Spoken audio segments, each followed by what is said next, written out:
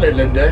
Hello. It's lovely to see you here at Sling's factory in Tedderfield, south of Johannesburg. You're a captain with JetBlue Airways, flying what? Airbuses, 320s and 321s. So it's the 320 family. Yes. That's great. And how long have you been a pilot? I started flying in 1985. And how many hours do you have now? Oh, coming up on 12,000, I believe. That's wonderful. Yeah. Yes. And tell me this quest to fly this beautiful Sling all the way from Johannesburg to Oshkosh. What's motivated you to do this? Well, it was the plane that brought me to Johannesburg. I used to own a 210 for about 20 years. And after I sold it, I was on a quest, I love your use of that term, to find a good replacement. And I had a list of criteria. I knew I wanted a high wing, I knew I wanted a modern engine, I knew I wanted a new aircraft, I wanted modern avionics, etc. I wanted a good useful load, I wanted it to go to be affordable to operate and to maintain. I could have been certified or non-certified. I'm a certified mechanic, so I wasn't limited to experimental engine built in any way. But I knew that I wanted this list of criteria, and nobody had it. Nothing quite met. There were some things that came close, some of the airplanes that came close, but nothing quite ticked all the boxes until this plane. So it was this plane that brought me to Johannesburg. So now, and then because this is the first production version of the aircraft, I decided to build it here at the factory rather than back in the States. And so now I'm building it here, and then the question is, how do we get it back? And of course, air freight, shipping, etc. But it sounded a lot more fun to just fly it over. And we're going to be a team of 3. We're going to fly my aircraft, the first prototype, and JP Schultz, who will have the next production one, the very first tailwheel production version. And we're going to have a wonderful adventure across to Oshkosh. Looking forward to it. You've done Oshkosh on many occasions anyway. Yes, I'm an old-time Oshkosh. I've got the jacket with all the patches to prove it. Yes, I started going in 1985, went for over a decade straight, and then a little more spotty, but I was there last year being an ambassador for the high wing since I had come out here to fly it in June. So I had that experience and had the opportunity to really, the privilege of touring the factory and getting to fly the plane and getting to know it. So I was able to explain it to people because unfortunately, given the COVID requirements and the kind of quarantines required and everything, they weren't able to get the prototype there last year as they had hoped. So I went. And your experience of flying the first prototype, what was that like? It was grand. It was a lot of fun, and I wasn't quite sure since I hadn't. It's been close to 2 decades since I did a lot of GA flying. I have flown the Sling TSI and loved it, which is part of why I knew I would like this, and I knew that Sling took their handling was paramount for them.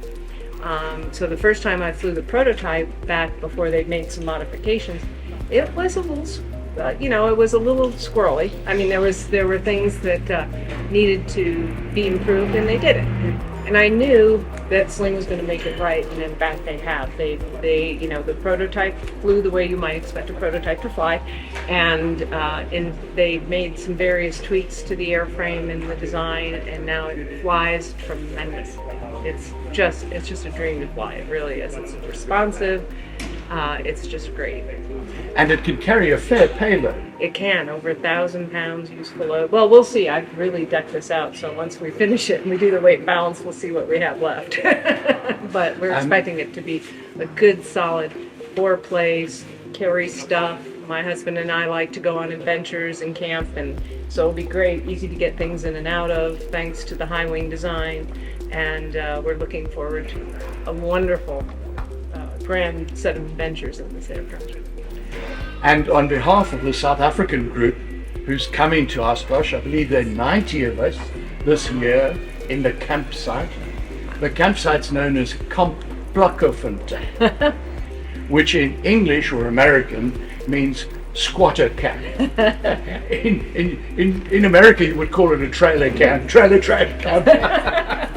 And we all go across there, and the boys all sleep in tents, and It's very intense. It's very beautiful. That's great. It's a wonderful trip. I've done it 19 times. And I've missed 2 years now, 20 and 21, because of the pandemic. But we're looking forward to welcoming all three of you arriving together in Oshkosh. That will be grand. And last year I had the honor of being the ambassador. So every time I was on stage and talking about the highway, I always gave you guys a shout out and told you how much we missed having you there last year. Thank you very much for that. You're looking forward to this adventure this year. Give me a little bit about your route. Well, we're going to be going we're going to go up the west coast of Africa, and we're going to be stopping at Luanda, and we're going to go to Cape Verde, and then we're going to go from there directly across to Barbados. That's across the Atlantic Ocean. Across the Atlantic, yes. That'll be the longest leg over water. And that, I believe, is some 14 hours. Yeah, depending on the winds, it'll probably be between about 14 and 16 hours, but we should have about 19 hours of fuel on board, so we should be well placed for that. And then from Barbados? Over to Florida, Yeah. and then up. I'm hoping that we have the time to stop at my home in Burnsville at Mountain Air. Yes. Gorgeous airstrip in the mountains there in North Carolina. But we'll see how time frame works, and then we'll work our way up to Oshkosh. And once you get to Oshkosh, where are you going to stay in Oshkosh? Well, I camped out last year with my EAA chapter, but this year I'm going to be staying with the Sling folks. The Sling folks. And thank you very much. I know I had an opportunity to stay with the South Africans, and I appreciated the invitation. But they're going to take care of that because we've camped out before with our RV, our little camper van. But of course I'll be flying it, so I can't drive. Linda, please tell me what you know about the Rotax 915 IS engine. Well, this is one of the reasons that I went with this aircraft, because what Sling did is they built the entire airplane around the engine and the pilot, which is just brilliant. And what I really wanted after having a 210, I wanted a new aircraft engine, full FADEC, reliability. This is a turbocharged 915, excuse me, and it'll have takeoff power up to 15,000 feet. It's 141 horsepower on a very light for its horsepower. It does it with a very light engine. It's both liquid and air cooled, and it runs at a high RPM, much higher than what I was used to. And we'll have a constant speed propeller. It's a wonderful, modern, reliable I certainly hope so. Aircraft engine. This is the cooling system, the expansion for the liquid cooling. We've got our fuel lines, our oil lines over here. The electric, in addition to having two alternators in the engine, I put an external one on. We've got an extra belt here. So yeah, it's a spectacular engine, and I'm really excited. So Linda, we're looking at your partially built panel, and the panel's not in, but all the wiring's there. Doesn't it frighten you a little bit to see all that stuff, and what is it? I mean, really? Well, it's actually, the panel was fully installed. I employed Midwest panel builders to do an extraordinary panel for me, and it was completely installed and working. We took it out for paint. We had to do a fuel test. We had some things where it was better to have it out while we were and we did the fuel flow test, which worked out great. But we wanted to have everything out for that, so we're going to be putting it back in here shortly. But that's why we took the panel and the dash off. So it's been in, it's working, it is amazing. I'm going to have two G3Xs, the 650, the Garmin 650, and a G5. Very intuitive. I've sat down with it for some time, and I'm super excited about learning how to use all the features. And it even has what we call in Airbus land flight control laws that you can set up so that it'll prevent you from banking or turning or any of that too much, which I was amazed when I was reading. I'm like, what? This has flight control laws. So I'm super excited about all the capabilities that it'll have. So it'll be very sophisticated, in addition to an extraordinary over-the-top sophisticated panel. I've backlit all of the panel. I can show that to you, not lit up, but we'll get you some snaps of how gorgeous it looks when it's backlit. That'll be on a rheostat. I put my my lights up here as well as my climate control because I'm an airline pilot. I'm used to that, and I like it, and I think it makes sense, and it declutters the panel too. And while you're looking out, you can flip your lights on and off when you're going across the runway or something like that. So to me, that made the most sense. And we've got plenty of space up here, so I'm excited about that. And then I've done other sophisticated high-tech things, like I'm getting the Behringer brakes and wheels, and so I will be able to see on my phone my temperatures and the pressures of my wheels, believe it or not. And it'll have anti-lock and totally over-the-top sophisticated. I have a system which you can see back there, I'll show you later, with my oxygen system. It'll be very sophisticated. It is, I'm probably going to say it wrong, ITHRA system, which has pulse oximeters that you attach either under your headset or on that has a pulse ox you can put on your forehead, and it'll monitor each individual oxygen level, etc. And it'll administer only what's required in terms of oxygen at all altitudes, and it'll compensate for altitude. So this will extend the life of the oxygen in the bottle 4 to 7 times depending on the individual, which is spectacular. So we've got that plumbed in as well. So yeah, I'm very excited about it. And that you'll be able to see, like if a passenger in the back pinch their oxygen tube or something, I'll say, your right rear passenger isn't getting any oxygen. So that gives me a level of comfort, especially because my husband, one of the things he tends to do most on a flight is snooze, and I won't have to worry about whether or not he's getting sufficient oxygen. It'll tell me if he's pinched his tube or anything. So I'm super excited about that. And then we have this extraordinary door. Look at the size of this door. This is spectacular. And the seats will go up. With the seats, in addition to flying back and forth, of course, will have an electric motor to articulate up and down, which is terrific for me because I have a freakishly short torso. So that's spectacular. My pedals are adjustable. And in the back, we'll be able to fold the seats flat and put all kinds of gear and camping gear. So we're very excited about that in the back. So yeah, it's going to be it's a big, beautiful cabin. They went with the carbon fiber and fiberglass design, which really allowed a lot of space in the cabin. It doesn't take up as much volume as an aluminum, but this is a mix because we have aluminum wings and aluminum tail with your conventional ribs and stuff. But this is an extraordinary design. They have the top box here has a lot of magic. A lot of magic is happening in what they call the top box and the attach points to the wings. We've even sorted out how, because my husband and I are big hammock campers, we've even sorted out how to hang a hammock on each wing. Shows the color scheme for this delightful airplane. How did you go about it? Well, so it's interesting because it's wonderful to start from the beginning, but there's so many choices to make. The color and the upholstery and this and that, the scheme, the design.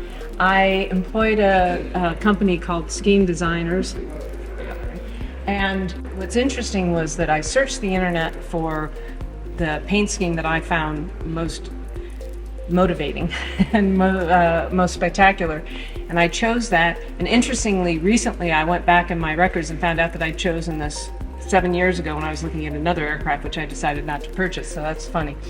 But out of all the internet, I found a design that I liked, and then when I was getting closer, I found another design that I liked. I hired Scheme Designers.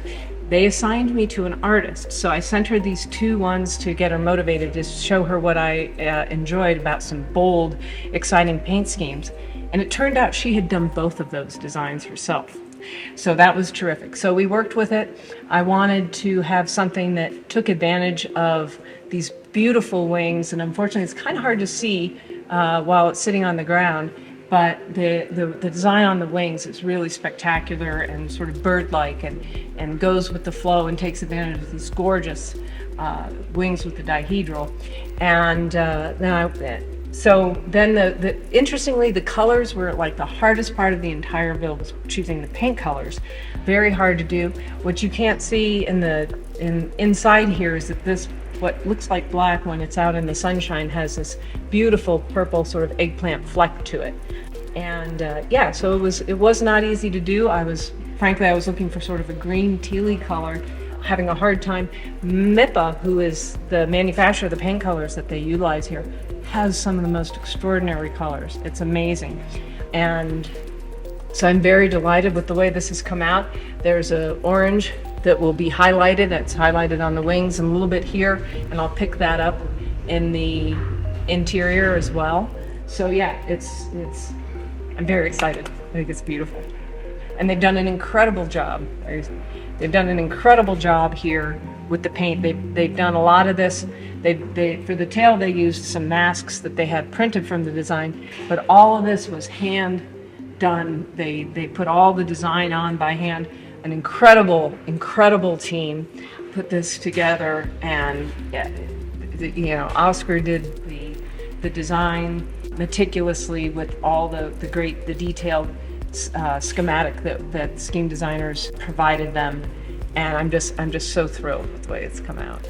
So Alicia was the artist that I worked with on the design, and wildly patient. We went through lots of iterations, and she was very patient with me, trying to make little tweaks here and there. So shout out to Alicia. And Sabata is the gentleman who manages the paint department, and a tremendous insight, artistry. He knows paint, he knows design, and he and his team just did an extraordinary job. I am ever so grateful to them. So this has been a most incredible experience for me. As the first production version coming straight out of prototyping, I actually had the opportunity to be a big part of some of the designs, the tweaks, really helped. Was able to witness and work with engineering and the mechan and the team building the plane, and it's really been even more of a once in a lifetime opportunity than I ever thought, and to be a really sort of an integral part of Sling history to do this. I've been here for over 3 months now, building this plane on and off since November, and it's been spectacular. Jono and Jared and the engineering team has been very patient and dedicated with some of the things, and some of it's stuff that they needed to do, and a lot of it, frankly, is some special things that I wanted done for me that they were very patient with. And Dane and Dylan have been extraordinary. They're sort of my primary resources with the build, and they are the two that have built and maintained the prototypes. And they know this plane better than anyone else, and they've been very helpful, very patient, very knowledgeable, very fastidious as I am with respect to this, which has been spectacular. So this is really, really an extraordinary aircraft, and I'm so excited. I can't wait to fly her.